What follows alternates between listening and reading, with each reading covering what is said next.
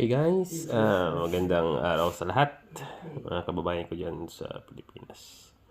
Nais ko palang i-share sa inyo kung paano ba makapunta dito sa Canada. Bibigyan ko kayo ng mga tips katulad sa akin bago ako nakarating dito sa Canada. Mga pinagdaanan ko dyan sa Pilipinas, lahat aking ituturo, baka sakaling makatulong din sa inyo. Sino man sa inyo dyan na may mga skilled carpenter, roofing, o healthcare, o ano pa mga trabaho nyo dyan sa Pilipinas, dapat may mga dokumento kayo sa sarili nyo. Kung kayo ay skilled worker, dapat may video kayo paano gumawa, mag-carpenter, o sa bubong, paano mag-install ng mga roof. Dapat meron kayong mga dokumento sa sarili nyo.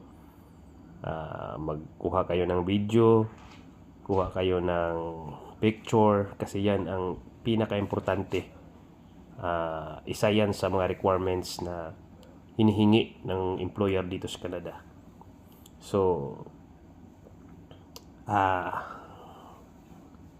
ngayon man sa akin, bago ako nakapunta dito sa Canada, marami din akong pinagdaanan, no? Kung paano ba talaga makapasok dito sa Canada, no? Kasi ang hirap talaga ngayon dahil sa mga pabago-bagong mga palisiya ng immigration.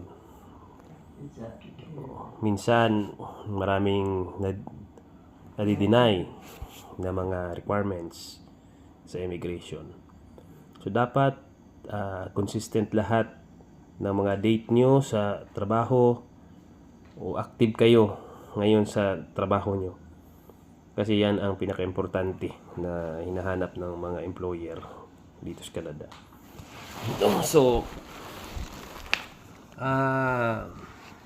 ituturo ko sa iyo, i-share ko sa iyo, sa inyo,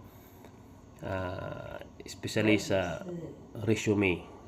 Gagawa kayo ng resume, ituturo ko sa inyo. So, huwag niyong kalimutan, subaybayan tong video na ito, kasi baka makatulong din sa inyo to.